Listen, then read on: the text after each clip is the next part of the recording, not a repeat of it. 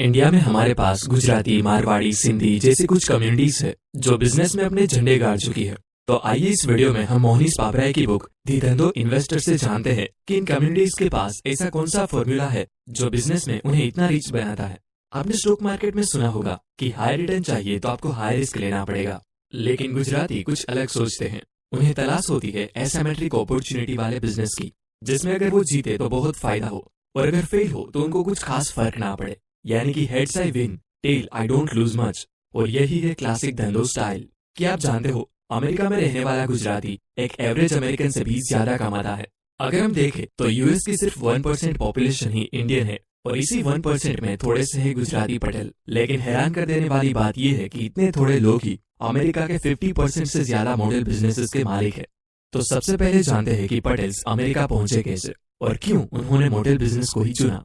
जैसे ज्यादातर लोग गांव से खेती छोड़कर शहर आते हैं, क्योंकि हर जनरेशन के बाद होने वाले जमीन के बंटवारे में एट दी एंड बहुत कम या ना के बराबर जमीन बचती है। और इसी रीजन से कुछ गुजराती पटेल्स का ग्रुप बिजनेस करने के लिए युगांडा चला गया और वहां उन्होंने बहुत अच्छा बिजनेस किया और अच्छी खासी वेल्थ भी बनाई। लेकिन तभी 1972 में युगांडा में एक डिक्टेटर पावर में आया, जिसने गुजराती पटेल्स की तरक्की देख के उनकी सारी दौलत छीन ली और उन्हें युगांडा से निकाल दिया। अब इस सिचुएशन में युगांडा से निकाल दिए पटेल्स को कोई नई जगह और बिजनेस की तलाश थी। इसलिए कुछ पटेल्स अपनी बची कुची वेल्थ लेकर यूके, कनाडा और अमेरिका में जाकर सेटल हो गए।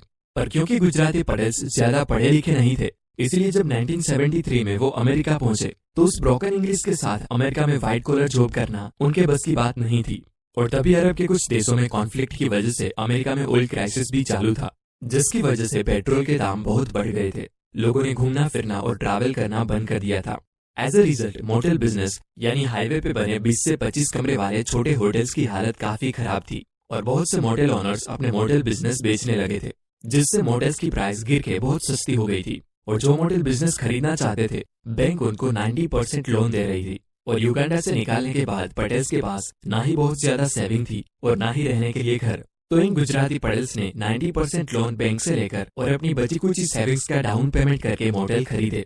उनको पता था कि ये प्रॉब्लम टेम्पररी है, थोड़े टाइम बाद जब मार्केट की हवा बदलेगी तो सब फिर से नॉर्मल हो जाएगा। पटेल्स के पास रहने के लिए घर नहीं था, तो मॉडल के एक कमरे में उनकी फैमिली रहती और मॉडल के स्टाफ को निकाल के वो घर के फैमिली मेंबर्स ही मॉडल का कामकाज करने लगे। तो इस तरह उन्होंने मॉडल बिजनेस को एक लो कॉस्ट बिजनेस में कन्वर्ट कर दिया ताकि वो इस क्राइसिस में सर्वाइव कर सके।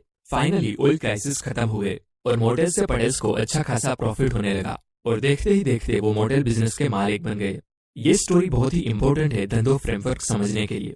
तो आइए समझते हैं क्लासिक धंधो फ्रेमवर्क के वो 6 रूल्स जिन्हें फॉलो करके गुजराती और मारवाड़ी कम्युनिटीज इतनी रिच बनती है।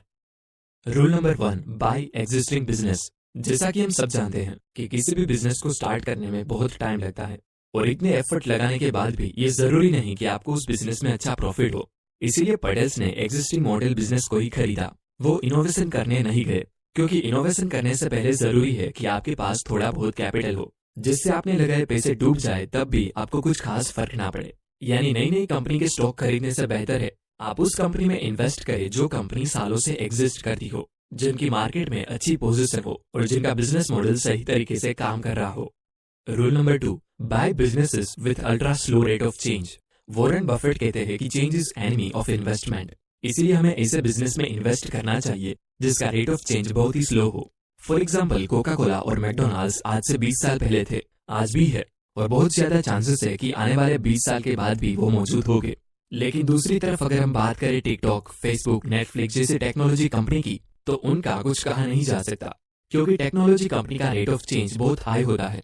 आज से 20 साल पहले हम ऑरकुट और याहू यूज करते थे, आज हम फेसबुक यूज करते हैं। क्या पता आने वाले सालों में गवर्नमेंट पॉलिसीज चेंज हो जाए जिससे कोई और प्लेटफॉर्म बूम में आए।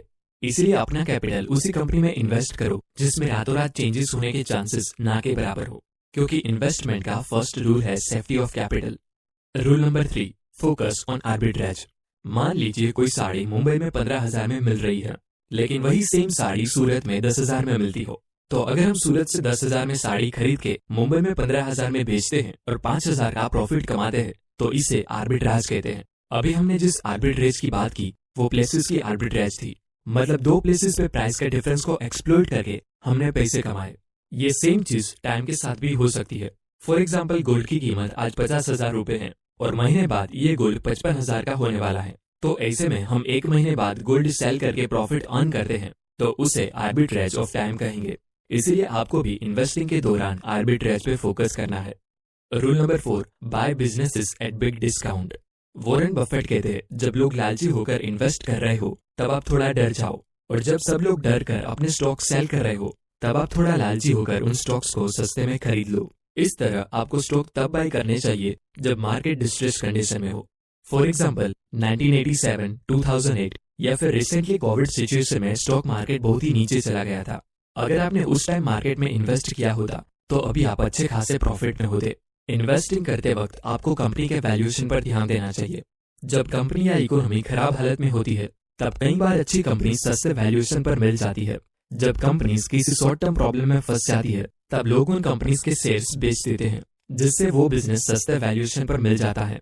यहाँ पर हम किसी एरे गहरे बिजनेस की बात नहीं कर रहे हैं, हम बात कर रहे हैं वो बिजनेस की जो फंडामेंटली स्ट्रांग हो और जिन्हें आप समझते हो। अगर वो बिजनेस किसी शॉर्ट टर्म प्रॉब्लम की वजह से खराब हालत में है और आप उस बिजनेस के लॉन्ग टर्म परफॉर्मेंस के बारे में कॉन्फिडेंट हो, तब आप उस बिजनेस में इन्वेस्ट कर सकते हो। एक बात याद रखो, इन्वेस्टमेंट या बिजनेस में मिलने वाले रिटर्न्स आप कितने ज्यादा मार्जिन से स्टॉक बेच रहे हो उस पे नहीं, लेकिन कितने ज्यादा डिस्काउंट पे स्टॉक खरीद रहे हो उस पे डिपेंड करता है। फॉर एग्जाम्पल, किसी प्रॉपर्टी का प्राइस अगर 1 करोड़ रुपीज है और उसे आप 80 लाख में खरीद रहे हो तो बाय करते टाइम ही आपका 20 लाख का प्रॉफिट हो गया। Rule number 5, buy businesses with moat. अगर आप किसी भी बिजनेस में अपना पैसा लगा रहे हो तो आपको ये पता होना चाहिए कि आपके बिजनेस में वो कौन सी खास बात है जो उसको अपने कॉम्पिटिटर से बेटर बनाती है, जिसे ऑथर मोट कहते हैं। मोट मतलब किले की बड़ी बड़ी दीवारों के नजदीक बनाई हुई खाई, जिससे दुश्मन के अंदर आने के चांसेस ऑलमोस्ट ना के बराबर हो जाए। बिजनेस में मोट कई तरह के हो सकते हैं, जैसे कि इंडिया में आप IRCTC जैसा कोई दूसरा रेलवे नेटवर्क नहीं बना सकते, भले ही आपके पास कितने भी पैसे क्यों ना हो, क्योंकि उसे गवर्नमेंट ने प्रोटेक्ट करा है। एग्जाम्पल के तौर पे आपकी किराना स्टोर है तो कोई भी आके आपके स्टोर के सामने दूसरी स्टोर खोल सकता है, क्योंकि उस पे गवर्नमेंट का कोई कंट्रोल नहीं है।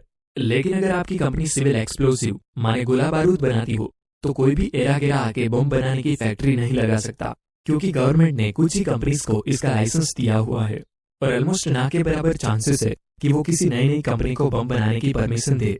तो एक तरह गवर्नमेंट कुछ इंडस्ट्रीज को कंपटीशन से बचाती है और मोट की तरह काम करती है। ब्रांड इमेज, पैटर्न और डिस्ट्रीब्यूशन नेटवर्क भी एक तरह के मोट ही है।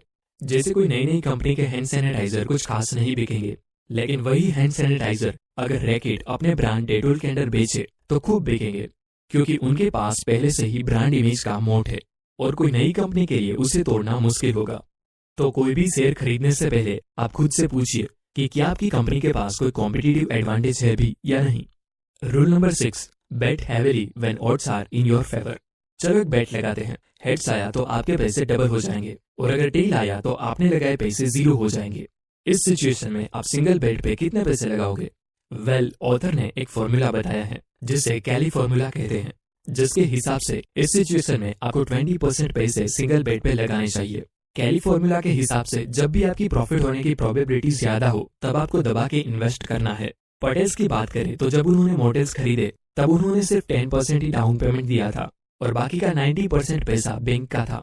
अगर उनका बिजनेस फेल हो जाता तो ज्यादा से ज्यादा उनका क्या नुकसान होता? बस उनका थोड़ा डाउन पेमेंट ही तो जाता, क्योंकि उसके अलावा उनके पास खोने को कुछ था ही नहीं।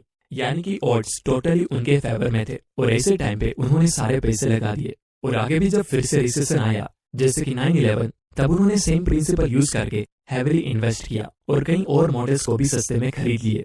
यानी कि हर बार डाउन साइड बहुत कम था और अप साइड बहुत ज्यादा। इन्वेस्ट करते टाइम आपको भी ऐसा ही करना है और तब तक पैसे नहीं लगाने जब तक डील टोटली आपके फेवर में ना हो। इसका मतलब है जब आपको पता हो कि ये स्टॉक आपको इंट्रिंसिक वैल्यू से बहुत सस्ते में मिल रहा है तब आपको जम के इन्वेस्ट करना है। यानी कि heads I win, tail I don't lose much mindset, and that's nothing but classic धंधो।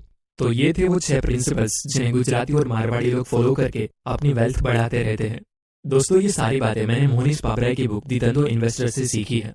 ये बुक वैल्यू इन्वेस्टर के लिए बहुत अच्छी बुक है। अगर आप एक वैल्यू इन्वेस्टर हो तो इसे डेफिनेटली रीड करना। धन्यवाद।